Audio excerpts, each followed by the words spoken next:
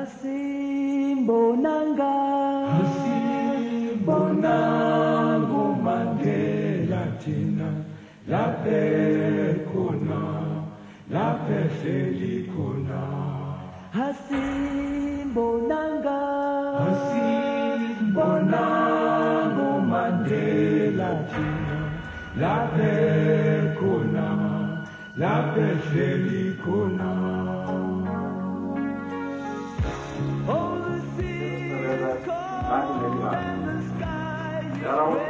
November 1989, and the result of the first free election for Africa's final colonial outpost, Namibia, is officially declared. In fulfillment of my responsibility, under paragraph 6 of the proposal for a settlement of the Namibia situation, and in accordance with Security Council Resolution 435 of 1978, I hereby certify that the electoral process in Namibia has at each stage been free and fair, and it has been conducted to my satisfaction. I thank you. After more than 100 years of foreign domination and 25 years of bloody guerrilla warfare, the outcome of Namibia's first election literally had people dancing in the streets.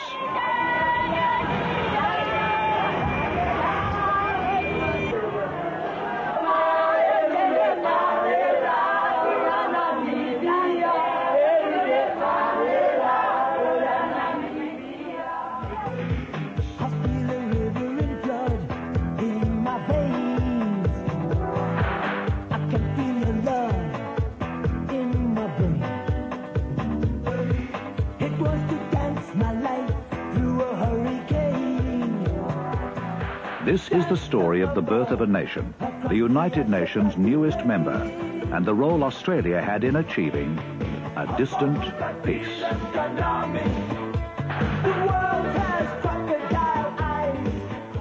During 1989, following a period of intense military training at Holsworthy near Sydney, two contingents of troops left Sydney for the former South African territory of Namibia as part of the United Nations Transition Assistance Group, UNTAG, an international military and civilian project established to ensure the peaceful early independence of Namibia through free and fair monitored elections.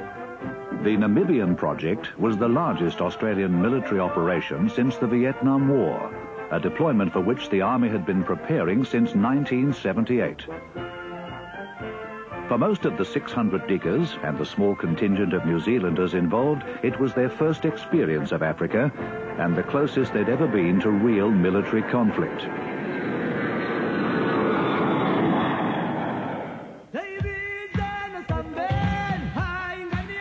Lying on Africa's west coast, Namibia is bordered by Angola, Botswana and South Africa. The country of just over 1 million people was being assisted to a peaceful transition to nationhood.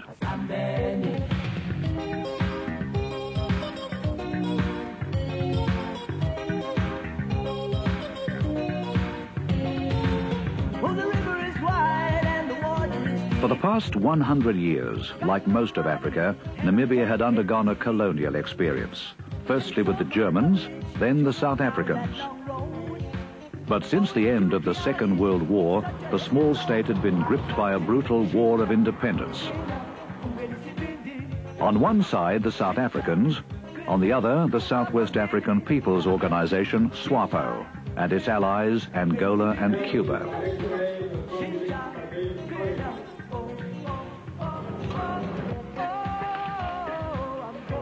In 1988, after more than 40 years of military and diplomatic conflict, all warring parties agreed to accept the implementation of the United Nations Security Council Resolution 435, clearing the way for the peace process to begin. During April and May 1989, South Africa began its orderly and gradual withdrawal of troops. Replacing the hostile rivals, a United Nations contingent of more than 7,000 military and civilian personnel from 107 countries. The military commander, India's Lieutenant General Prem Chand. The main role of any organization of the UN, like a force like mine, is to implement what has been agreed by the two parties. basically there are two parties, and again, like two teams in a cricket match or a football match, and there are certain rules laid down, and the referee or whoever is directing it, controlling it, relies on the extent to which they are prepared to go along with the rules. Comprised mainly of engineers and support staff, the headquarters of the Australian contingent was based in Namibia's administrative, cultural and financial capital, Windhoek. The chief engineer's headquarters staff were housed in relative luxury on the outskirts of the city at the Pastoral Centre, an old boys' home.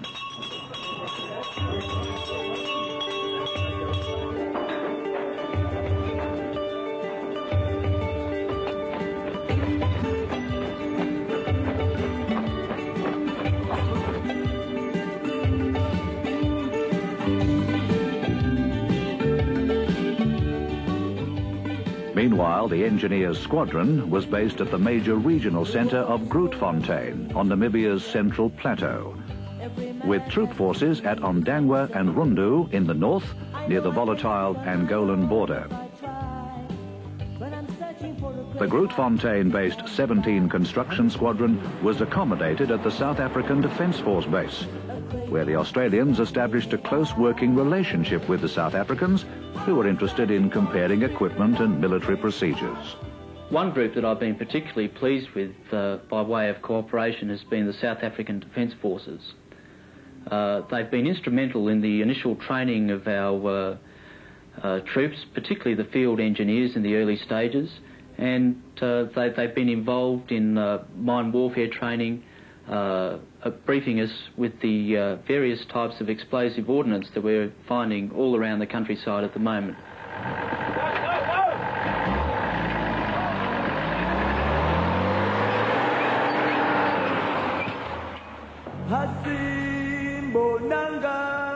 One of Australia's forward bases was at Ondangwa in the heart of Ovambo land, which is only about 50 kilometres from the Angolan border and the former main route for infiltrating guerrillas, the scene of many bloody skirmishes between the South African troops and SWAPO fighters.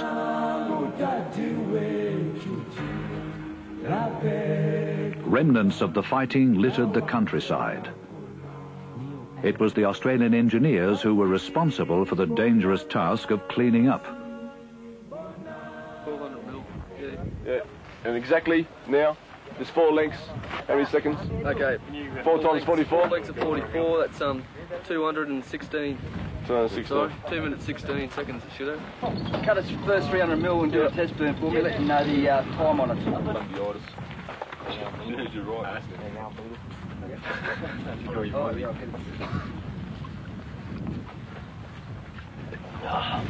All Macca?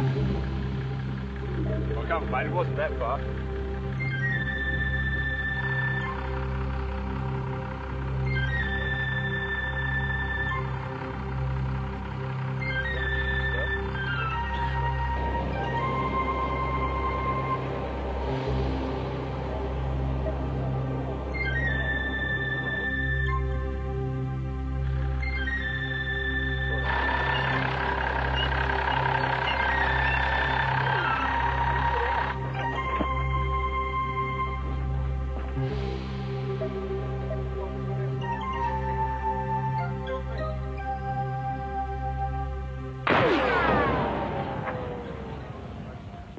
Our main tasks have been DMEA tasks, i.e. demolition of malfunction explosive ordnance.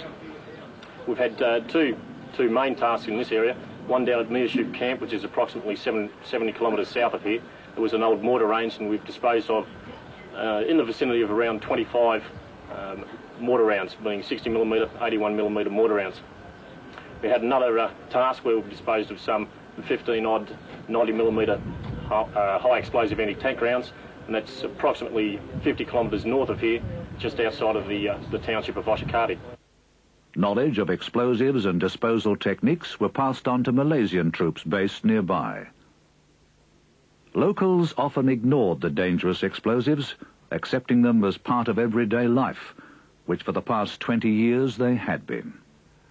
The Australians were also responsible for the delicate and risky job of clearing and disposing of landmines, deadly reminders of the long and bloody guerrilla war. Mahani Camp is an old SADF base. All the SADF bases are surrounded by a protective minefield. On the 21st of September, a local was walking through the minefield, accidentally trod on a what's known as an R2M2 anti-personnel mine and lost his foot. So we then went up, investigated the incident, found a further 5 R2M2 mines and a 120mm mortar bomb inside the camp. Encircling this ex-SADF base is a minefield. It held approximately 5,400 mines. After being rolled and cleared by the SADF, there were 700 mines left unaccounted for. I was tasked to clear a track into the minefield approximately 4 metres long and clear up to and around 3 R2M2 anti-personnel mines. I understand that I was the first Australian soldier to enter a live minefield in 17 years.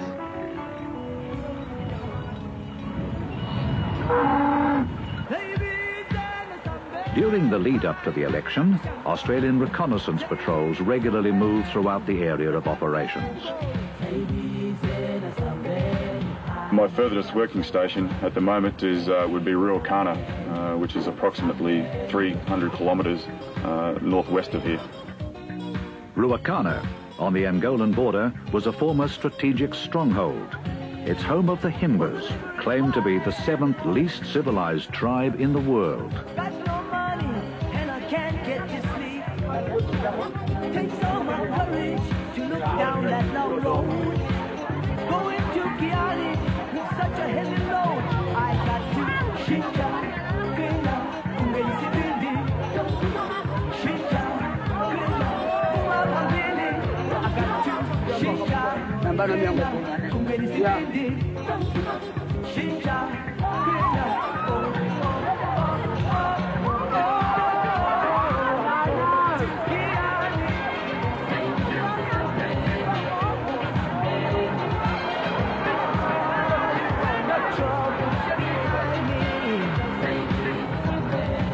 Although armed most of the time, the diggers' role was a passive, constructive one, as they were responsible for engineering projects.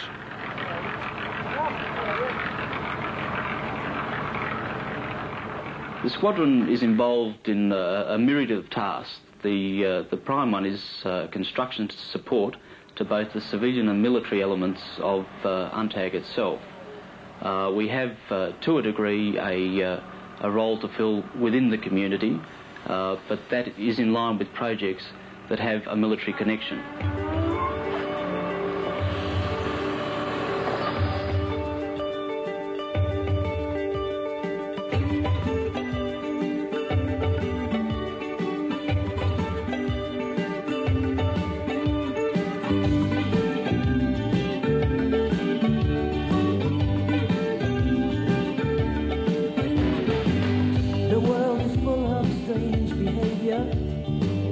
Every man has to be his own savior. I know I can make it on my own if I try, but I'm searching for a great heart to stand me by underneath the African sky. A great heart to stand me by. I'm searching for the spirit of the great heart to behold and keep me by. I'm searching for the spirit of the great heart under African skies. Sometimes I feel that you really know me. Sometimes there's so much you can show me.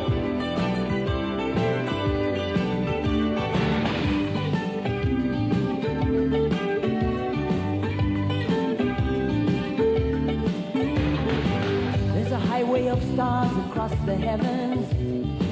There's a whispering song of the wind in the grass. We provide the engineer support to UNTAG, that is to both the military and to the civilian components. Our role has varied from when our contingent first arrived, and perhaps the major task has been the provision of accommodation. You can imagine the first advance party coming in here to Windhoek, then moving north and having to find accommodation for the 4,700 military members and at that stage about 1,500 civilians. There's been a multitude of minor tasks in connection with improving accommodation. These projects included the construction of roads, bridges, airstrips and observation posts. Hard physical tasks, which often meant working in temperatures as high as 45 degrees Celsius. The role of the Australians included tasks for which they were well trained and prepared. But the diggers were also confronted with disturbing situations they had to deal with, such as this hand grenade attack. The target, school children.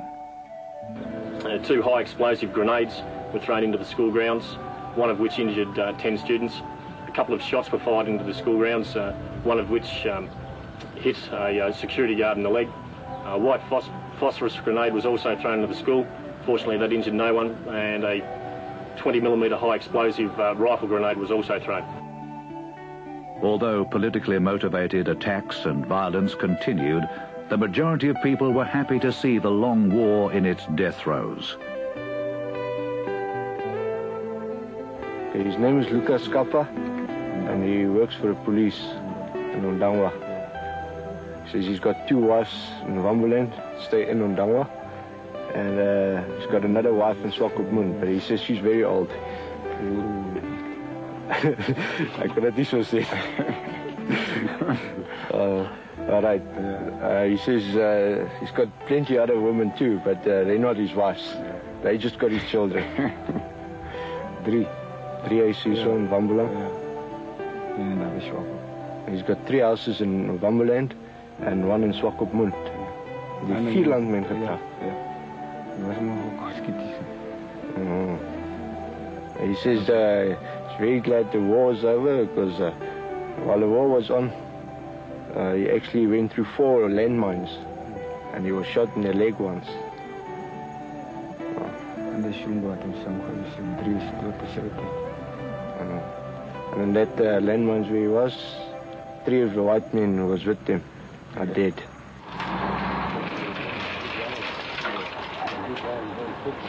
The sappers attacked their work with such organisation and competence, they quickly won the respect of their international colleagues. They arrived here on the 11th of this month, and started working to erect a barbed wire. Brought all their stuff with them, barbed wires, the shingles, the cement mixtures, everything. 11 of them came down, right? 11. And they were given 10 days to erect this, and you'll be surprised that within 7 days' time they finished the job. And I was really impressed. I even told my officers to have a look at this engineer people, guys, the way they work. There are 2 things that the Australians do here when they work. 1, they don't talk. Number 2, they don't walk. Guess what they do? They run. And I believe, as I've said, that this has proved that international military cooperation can definitely work, and it can work for peace as well. The Australians weren't only held in high regard by the military, but also by civilians. Now some of them come to the church service that we come. They are mixing with the community, and they really want to know how the community lives. At the moment, I think they're gentlemen. They haven't caused any problems. But what I have noticed is that this crew, the second lot that they've sent, they're much more military orientated. I think they are the fighters. And the first lot weren't the fighters. These are really blockbusters that they've sent us this time. The Australians worked closely with the Bangladesh contingent, which was responsible for manning isolated outposts near Swakopmund on the Atlantic seaboard, close to South Africa's strategic port of Walvis Bay. The surrounding area is renowned for its stunning landscape and wildlife.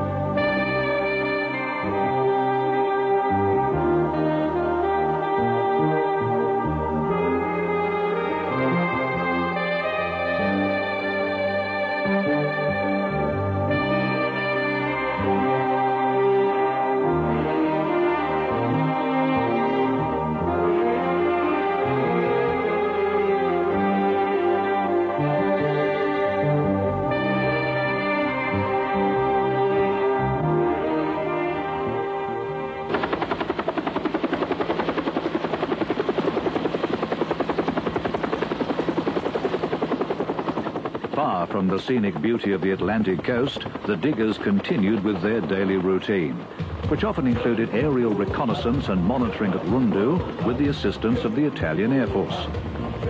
Working alongside the Australians were their ANZAC partners, the New Zealand Defence Force.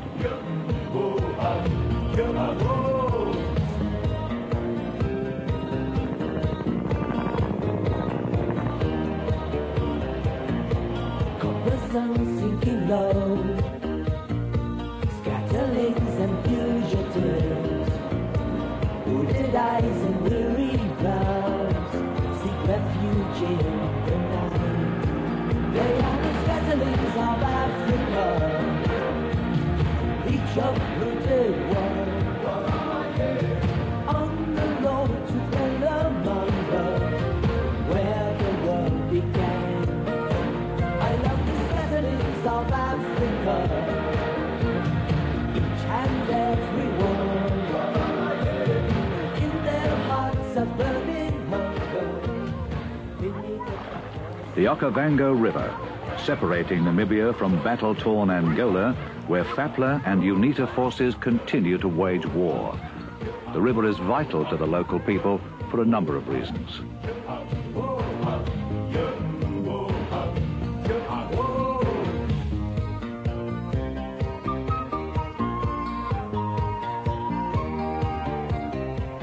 The Australian contingent built and operated a water point to provide uncontaminated water.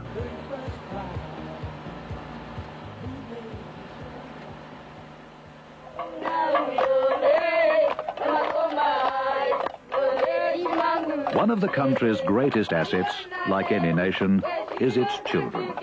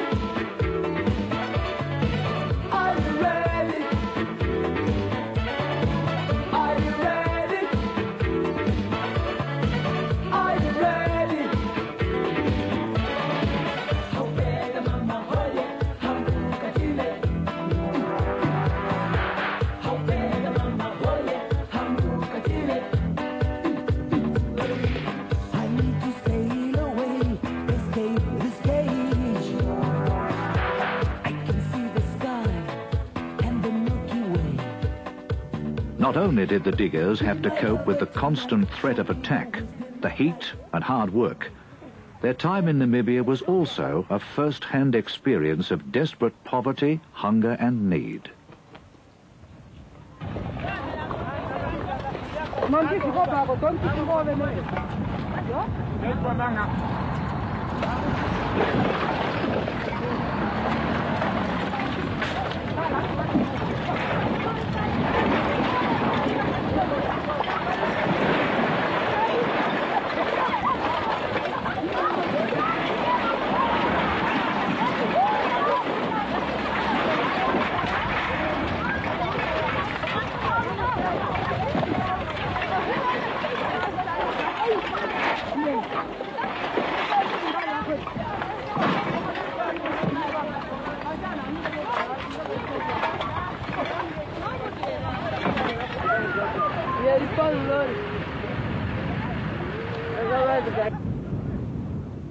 For some, the need for food, scraps, clothing, and basic building materials was so urgent, personal safety was overcome by desperation.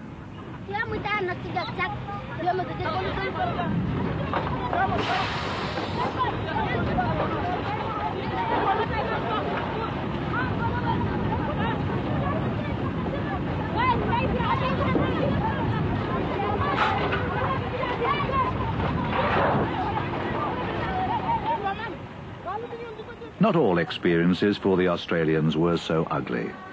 A church service at Mariabrund, just outside Grootfontein. Mass, Namibian style.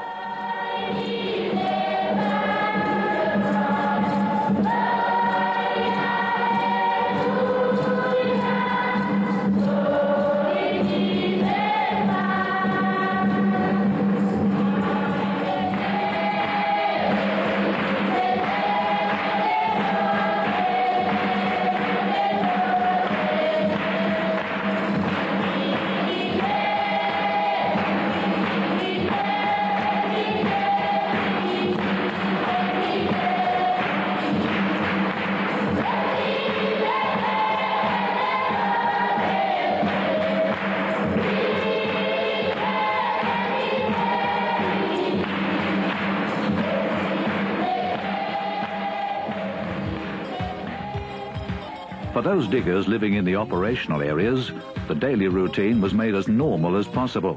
Bacon and eggs for breakfast and making their quarters as homely as possible. But precautions had to be taken to protect the troops from catching diseases such as malaria. Tasty paladrin tablets, spraying and mosquito nets, while military duties continued.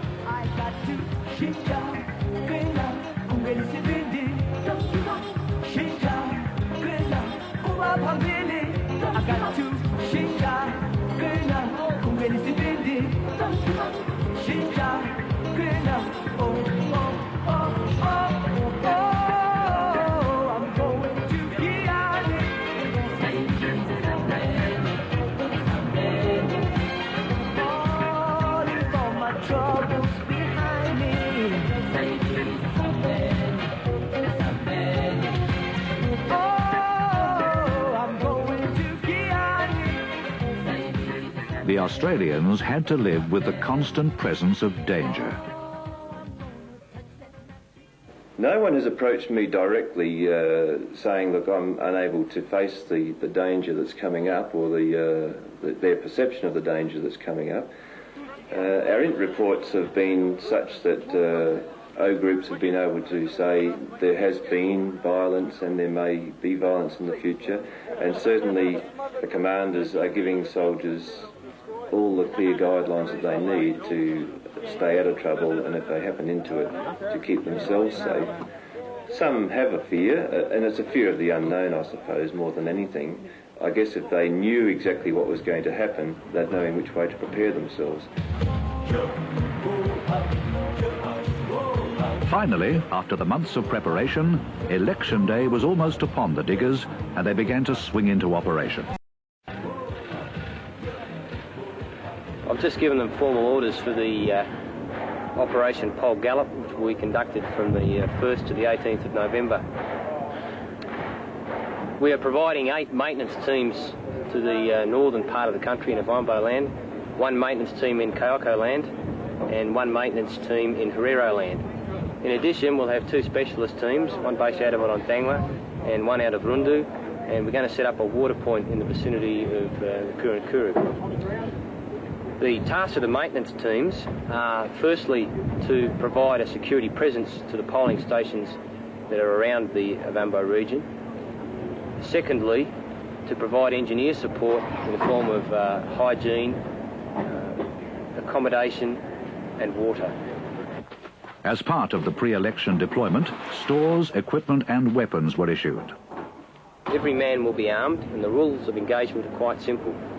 They are to fire their weapons only in self-defence or in the defence of other UNTAG personnel.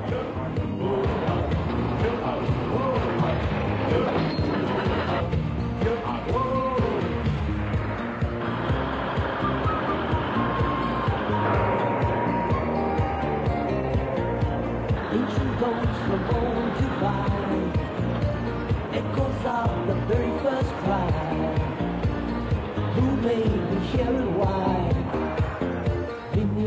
Intelligence reports indicated that any trouble would occur during the immediate election period. The official position is that the elections will run smoothly. There have been a couple of hiccups along the way, but there's no trouble expected. That concurs with my personal opinion. I'd like to add, though, that locals around the area suggest that once election results start coming in, that perhaps some disaffected political parties might then start causing trouble.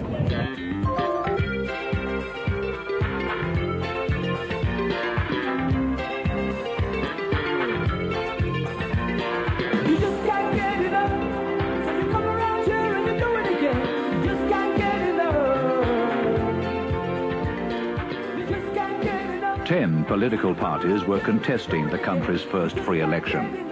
The public entered into the spirit of the historic occasion with an enthusiasm rarely found in experienced voters.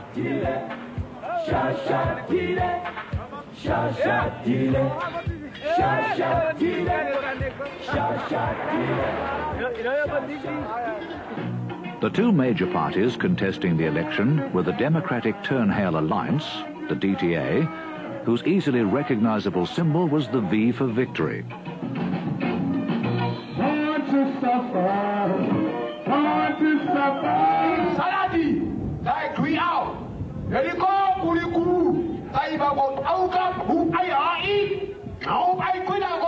And SWAPO. At this small town, more than 6,000 supporters gathered for a rally attended by SWAPO leader Sam Kunjoma.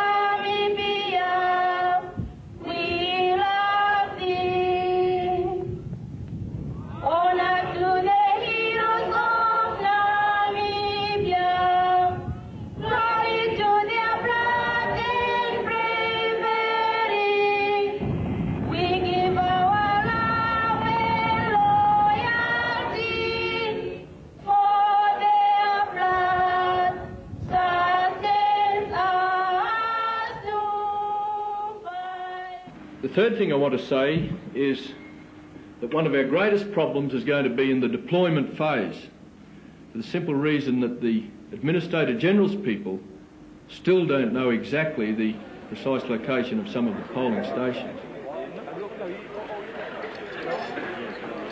It's going to happen inside this building.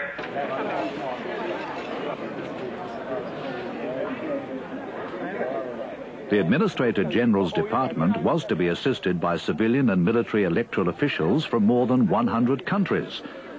Unfortunately, the amount of administrative and logistic expertise of the organisers proved inadequate for the task.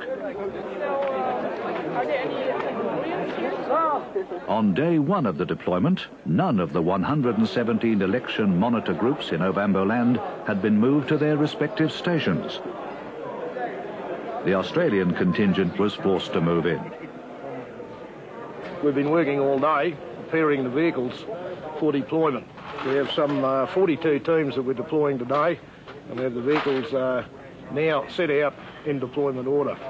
To do this, we've had a contingent of 20 Canadians and 30 Polish drivers to assist us, and a section of 10 Australian soldiers that have been doing the manual labour of loading the stores in the correct order.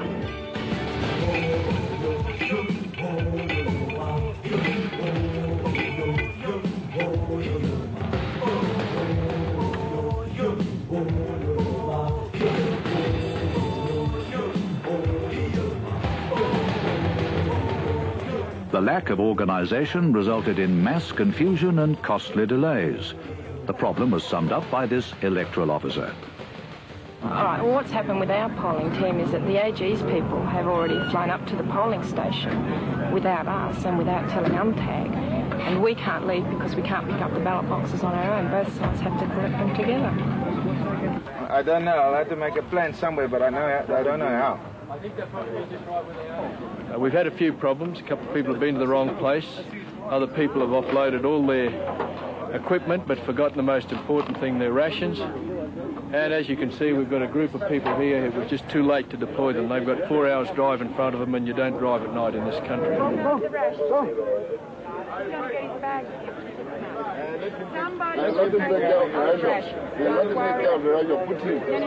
Somebody is taking care of the rations, and we're not to go anywhere until he checks back with me. So don't worry about the rations. The confusion continued for several days.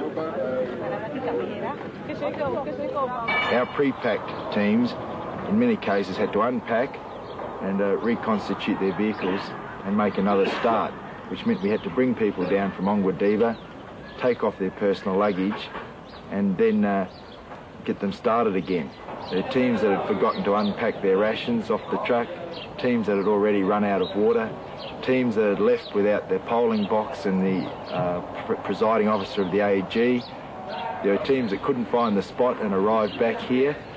So from what we thought was a fairly good achievement, it's down to a fair achievement.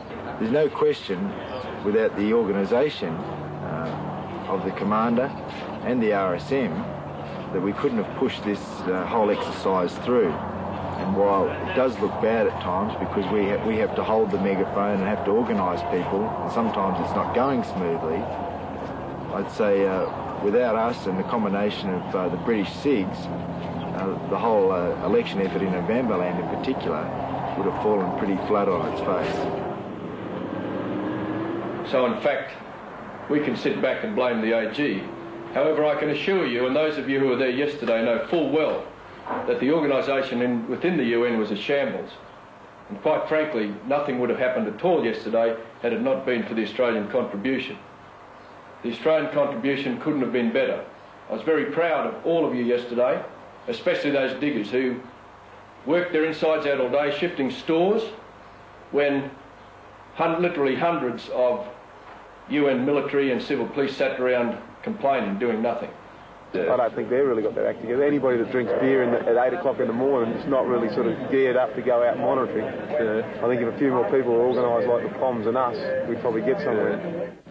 Although confusion continued at both the accommodation and central polling position of Ongwadiva and at the dispersal centre at Ondangwa Airport, all the electoral groups were finally positioned, ready for the opening of polling stations at 7 o'clock on the morning of the 7th of November.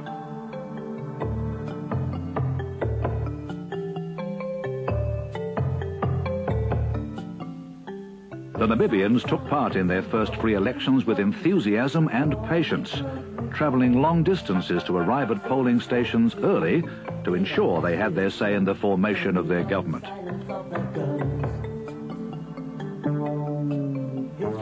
Quite an amazing sight, particularly if you're not used to seeing that sort of thing. But we had a lot of old people come in, blind people, people coming in wheelbarrows because they were too ill to walk, so they're all taking this election very seriously and they all want to vote. However, this electoral enthusiasm did cause problems. It appeared many of the voters didn't understand that the election was being conducted over 5 days. And so on the first day, lengthy queues developed at polling stations. As you can see, the hessian and the galvanised iron is up now. We didn't have any of that yesterday. The pastor was trying to explain to the people that we had 5 days left of voting, but none of them would listen. They all had to vote on the first day and be the first ones in. During the electoral period, the Ondangwa-based Australians were responsible for security at polling stations and for ongoing engineering services, such as accommodation, the provision of home comforts and the supply of water. Basically, we're doing patrols around our civilian UN monitors, high profile, just to see what's going on around the area, keeping tabs on things, making sure they're okay, they've got all their basic needs looked after. But many of the electoral officers weren't used to the rigours of field living, and the stations they were based at were anything but 5-star hotels. And so part of our job has been just helping them cook a meal with the ration pack, how to use a hexawine, not to fall over and die when the gas runs out. Yeah. Not to eat all their rations in one meal. Yeah. We had a couple that were so hungry they didn't care what was in the can, they just ate it cold. And this place was very hard to find, so we were lost. And we came at 1:45 and we just put our sleeping bags and built up our beds in the with the torchlights, and that's went to sleep. And now the maintenance team came to get us organized a bit. The first night we got home, the Australian soldiers were there, and they cooked Andrea and I dinner. So we were spoiled, and we couldn't see what it was, and they said not to look, but it tasted really good. And they found a mine up the road, they said, and somebody came and detonated it. So I'm glad I wasn't there. But they're all lovely. Everybody loves the Australian soldiers. The Australians also had the task of providing a ready reaction force to evacuate civilian electoral officers and monitors during the election if the need arose.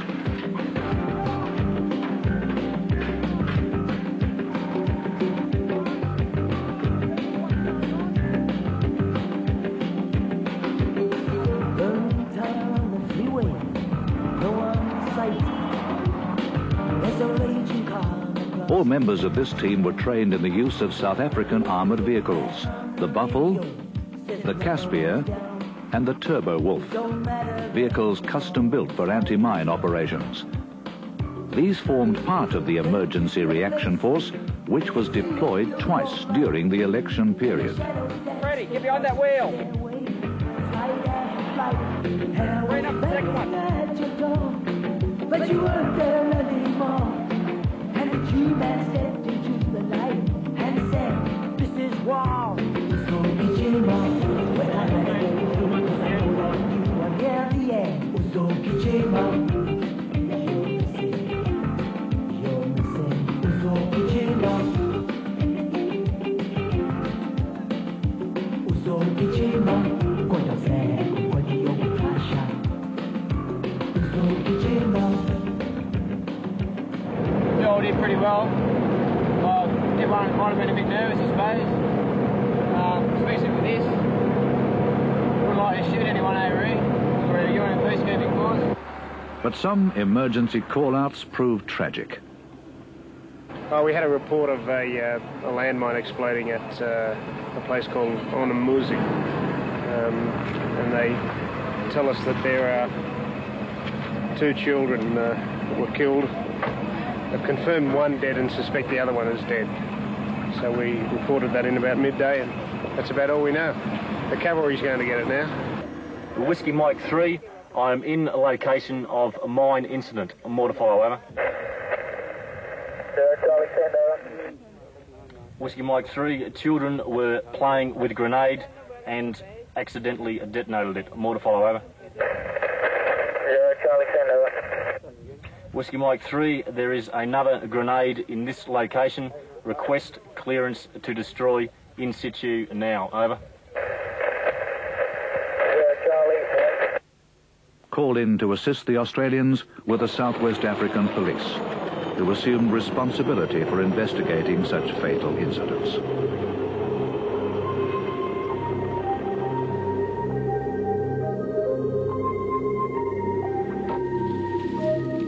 The despairing thing about Namibia is that many unexploded mines and mortars continue to litter the countryside despite the newfound peace, and that children will again become their innocent victims.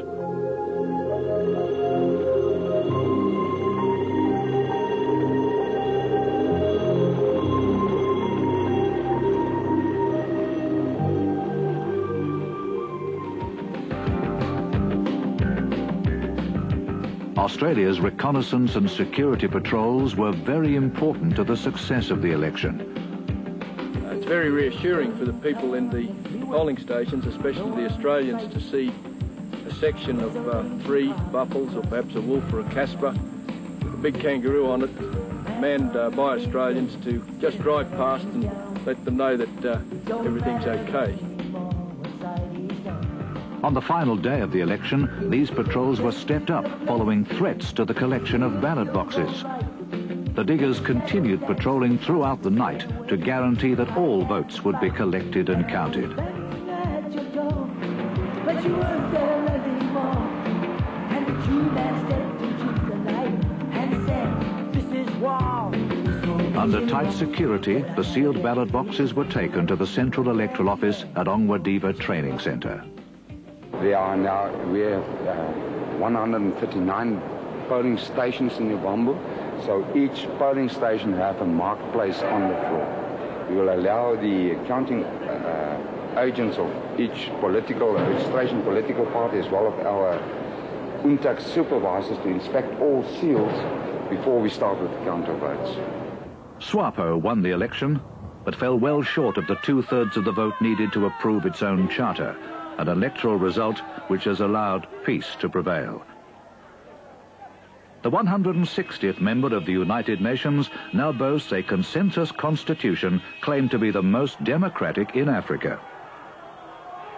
We've appealed to all Namibians of all political positions to see to it that they make good use of this opportunity which they have been given to them by the international community through their own struggle, so that they are able to decide their own destiny. And I'd like to just say a word through you to the government and people of Australia for having sent us this very essential engineer support, without which we couldn't have managed here at all.